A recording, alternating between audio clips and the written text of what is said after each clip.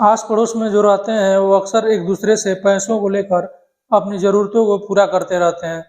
लेकिन कुछ लोग ऐसे भी होते हैं जो पैसे देते हैं और ये उम्मीद से देते हैं कि जब मुझे ज़रूरत पड़े तो वो भी व्यक्ति मुझे पैसे दे। लेकिन जब वो पैसों की माँग करता है सामने वाला व्यक्ति से और वो मना कर देता है, तो फिर इसको बहुत बुरा लगता है इस व्यक्ति को और शायद ये बात भी करना छोड़ देता है। ऐसे ही एक कहानी मैं आज सुनाने जा रहा हूँ जो सच्ची घटना है, जिसमें एक लड़की बेहद ही गरीब परिवार से थी और ये इसकी ज़रूरत जब भी पड़ती तो एक लड़का था, उससे ये पैसे लेकर अपनी ज़रूरतों को पूरी कर रही थी और वो लड़का हमेशा इसको पैसे दे देता था। लेकिन एक बार उस लड़के को पैसे की ज़रूरत पड़ता है और इस लड़की से जब पैसे मांगता है तो ये लड़की मना कर देती है पैसे देने से और इस चीज़ का उस लड़के को इतना बुरा लगता है कि वो एक बेहद ही खौफनाक कदम उठाता है। उसने ऐसा क्या किया था और कौन सा ऐसा खौफनाक कदम उठाया था, आइए मैं आपको इस कहानी में सिलसिलेवार तरीके से बताता हूँ। नमस्कार, सलाम, सत श्री अकाल। मैं हूं मुस्तफ़ा और आपका स्वागत है मेरे चैनल पर। आज की जो मैं सच्ची घटना सुनाने जा रहा हूँ, ये सच्ची घटना आज से लगभग 60 साल पहले की है। वो तारीख थी 16 अक्टूबर 1964 की। उस दिन एक मेल ट्रेन थी जिसका नाम था बॉम्बे मद्रास मेल। उस ट्रेन में दो लोग सफ़र कर रहे थे, जिसमें एक लड़की थी और एक लड़का था। ये दोनों एक ही बर्थ पर बैठे हुए थे, एक ही सीट इन लोगों का एक ही पास था और ये लोग फर्स्ट क्लास में अपना टिकट बुक कराए थे। जो अटेंडेंट था वो पुणे से चढ़ता है और इन लोगों के पास पहुंचता है ये पता करने के लिए कि क्या ये लोग वही हैं जिनके नाम से टिकट बुक कराया गया है या और भी जो लोग बोगी में हैं, क्या सब लोग पहुंच पाए हैं या नहीं पहुंच पाए हैं। जब ये अटेंडेंट वहां पहुंचता है तो उनका भी अटेंडेंस लिया जाता है और ये अटेंडेंस लेने के बाद वहां से जाने लगता है। तभी जो लड़का वहां बैठा हुआ था, जो व्यक्ति वहां बैठा हुआ था, वो अटेंडेंट से कहता है कि जब दादर आए तो बता देना, क्योंकि अब मुझे नींद लग रही है और मैं सोने जा रहा हूँ। अटेंडेंट कहता है ठीक है और वहां से चला जाता है। फिर वो दूसरे बोगी में चला जाता है और ट्रेन अब दादर क्रॉस कर चुकी है। तभी उसको अचानक याद आता है कि पिछले वाली बोगी में एक व्यक्ति ने उसको दादर जब आए तो बताने के लिए कहा था। फिर अब वहां से सब काम छोड़ के भागता हुआ इस बोगी में आता है। यहाँ आता है तो देखता है कि वो व्यक्ति यहाँ मौजूद नहीं है। तो इसको लगता है कि हो सकता है वो उतर गया हो, उसकी नींद खुल गई हो और दादर स्टेशन पर उतर गया हो।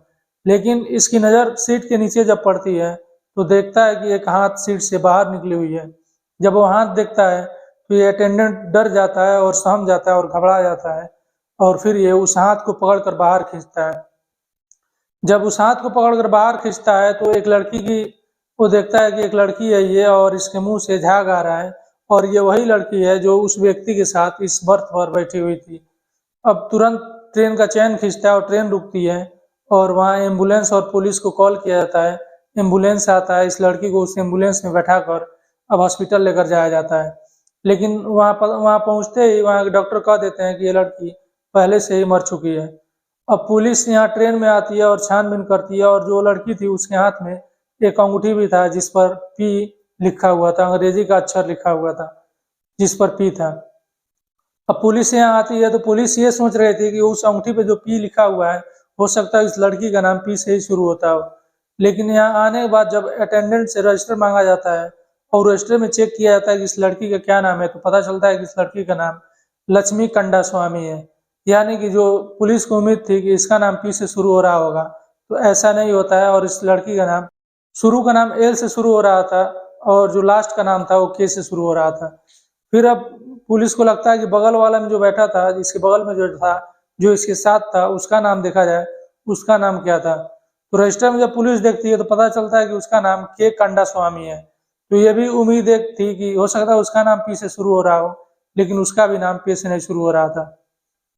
फिर अब पुलिस को ये लगने लगता है कि दोनों का सरनेम सेम है, कंडा स्वामी पुरुष का भी है और कंडा स्वामी उस महिला के भी है, तो हो सकता है ये दोनों पति पत्नी है और अब उस कंडा स्वामी का, के कंडा स्वामी की तलाश करनी चाहिए और वही इसके बारे में कुछ बता सकता है। फिर जब पुलिस इसके बारे में तलाश करती है, छानबीन करती है, ट्रेन में और कुछ सुराग की तलाश कर रही थी, लेकिन ऐसा कोई सुराग नहीं मिल रहा था जिससे कि उस व्यक्ति तक पहुंचा जा सके। लेकिन वहां से ट्रेन से कुछ नहीं मिला, लेकिन एक पुलिस वाला खिड़की के पास जब जाता है तो वहाँ सिगरेट के कुछ राग दिखाई देते हैं उसको और वहां से जब उसकी नजर हटती है तो दूसरी तरफ एक सिगरेट का डब्बा पड़ा हुआ था। वो डब्बा उठाता है और उस पर जो नाम पड़ता है, उस डब्बे पर जिस ब्रांड का वो सिगरेट था, वो ब्रांड था सीजर्स ब्रांड। अब पुलिस को लग जाता है कि ये कोई चेन स्मोकर है, तभी इतने ये ब्रांड सिगरेट पी रहा है। सीजर्स ब्रांड बहुत महंगी सिगरेट आती है और उसको लग जाता है कि ये कोई चैन स्मोकर ही होगा। फिर अब इनके बारे में पता कराया जाता है तो कहीं से इस लड़की के बारे में कुछ पता नहीं चलता है। फिर पुलिस इसके फोटो निकलवाती है और फोटो निकलवा कर अखबारों में छपवाई जाती है और तमिलनाडु में भी इसको प्रकाशित किया जाता है अखबारों में। वहीं तमिलनाडु में एक जिला लगता है सलेम जिला, वहां पर भी ये अखबार पहुंचता है। तो एक वहां डॉक्टर थे, जब ये अखबार वो देखते हैं तो ये लड़की का चेहरा उन्हें याद आ जाता है और उन्हें याद आता है कि इस इलाके से एक लड़की गायब हुई है काफी दिनों से और अभी तक उसकी तलाश किया जा रहा है लेकिन वो मिल नहीं रही है। अब मुंबई पुलिस को एक लेटर लिखते हैं, एक चिट्ठी लिखते हैं और उसमें कहते हैं कि सलेम जिला से एक लड़की गायब हुई है तमिलनाडु से और अभी तक वो मिली नहीं है और मुझे लग रहा है कि ये जो लड़की का फोटो है ये वही है। फिर ये डॉक्टर अपने खर्चे से ही उसकी माँ को, जो माँ थी उसको भेजती है वहाँ मुंबई, किसी के साथ भेजवाते हैं और जब वहाँ माँ जाती है ये तो उस लड़की को देखती है तो पहचान जाती है और कहती है कि हाँ ये उसी की बेटी है। अब इस माँ से पूछताछ करती है पुलिस की इसका नाम क्या है तो पता चलता है कि उस लड़की का नाम पपला है। तो अब जो पी का पुलिस के लिए जो परेशानियों का सबब बना हुआ था वो परेशानी खत्म हो गया क्योंकि पी का नाम इस लड़की के पी से शुरू हो रहा था जिसका नाम पपला था। अब पपला के बारे में तो पता चल गया था लेकिन ये पपला को मारने वाला कौन है ये पुलिस को पता करना था। उस माँ से पूछा जाता है कि आपको किसी पर शक हो जिसने आपकी बेटी को मारा हो, तो ये माँ बताती है कि एक सरपंच है मेरे वहाँ, उन्हीं पर शक है क्योंकि जो मेरी बेटी है ये इसकी शादी हो चुकी थी और जो इसका पति था इसको बहुत मारता पीटता था, इस वजह से मायके आ गई थी और हम लोगों ने उस पर FIR दर्ज कर दिया था। और जो सरपंच है वही अपने साथ मेरी बेटी को हमेशा लेकर जाता था कोर्ट कचहरी और वकील के पास, जहाँ भी जाना होता था सरपंच अपने साथ लेकर जाता था। तो मुझे शक है कि इसके पीछे सरपंच का ही हाथ है। अब पुलिस सरपंच के पास पहुंचती है और सरपंच को उठाती है, उससे पूछताछ करती है। तो जो पहला पुलिस को डाउट था कि हो सकता है ये चैन स्मोकर हो, तो पता चलता है कि ये चैन स्मोकर नहीं है। फिर पता किया जाता है क्या ये सीजर्स ब्रांड का सिगरेट पीता है, तो पता चलता है कि ये कभी सिगरेट पिया ही नहीं है।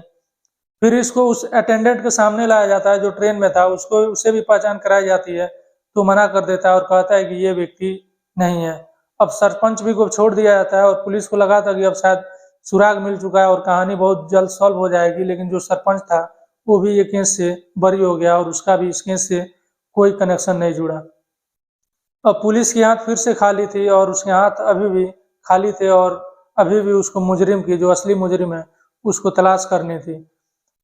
फिर ये पुलिस एक काम करती है और उस इलाके में जहाँ की लड़की रहने वाली थी उस गांव में, वहां पर जितने भी चैन स्मोकर थे वहां पर पता करती है कि कौन कौन लोग यहाँ चैन स्मोकर हैं और ज्यादा सिगरेट पीते हैं। कुछ लोगों का लिस्ट बनकर आता है और पता चलता है कि इसमें इतने लोग हैं जो चैन स्मोकर हैं और सिगरेट पीते हैं। अब पुलिस उन लोगों में इन लोगों की छटनी करती है जो सीजर्स ब्रांड का सिगरेट पीते हो। उनमें से एक व्यक्ति का नाम आता है और पुलिस उसके बारे में पता करती है तो पता चलता है कि हाँ ये सीजर्स ब्रांड का ही सिगरेट पीता है।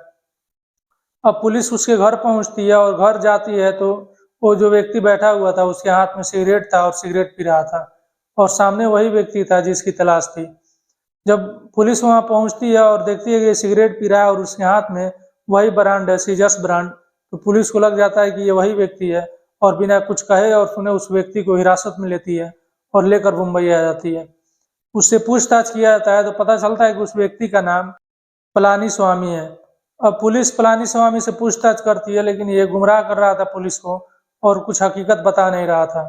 लेकिन तभी जो अटेंडेंट था ट्रेन में उसको बुला लिया जाता है और उसको बुलाकर पहचान कराई जाती है तो वो पहचान लेता है और कहता है कि हाँ यही वो व्यक्ति है।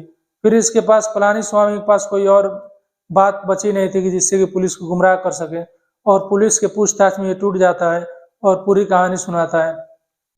पलानी स्वामी बताता है कि उस लड़की से वो प्यार करता था और जब भी उस लड़की को पैसे की जरूरत पड़ती थी ये पैसे देता था। लेकिन एक बार मैं आर्थिक तंगी से गुजर रहा था और मैंने उस लड़की से कुछ पैसे मांगे लेकिन उस लड़की ने मना कर दिया और ये चीज मुझे बहुत बुरी लगी। फिर हम लोगों ने घूमने जाने का प्लान किया और हम लोग ट्रेन में गए और वही ट्रेन मैंने ही बुक कराया था और गलत नाम से बुक कराया था ताकि अगर मैं मारूं और मर्डर करूं तो पकड़ा ना जाऊं। और फिर इसको वहीं पर मैंने पानी में जहर मिलाया और मिलाकर इसको पिला दिया ट्रेन में ही। और जब दादर आई तो मैं उतर कर वहां से अपने घर आ गया। फिर पुलिस इस मामले को कोर्ट में ले जाती है और कोर्ट से इसको सजा मिलती है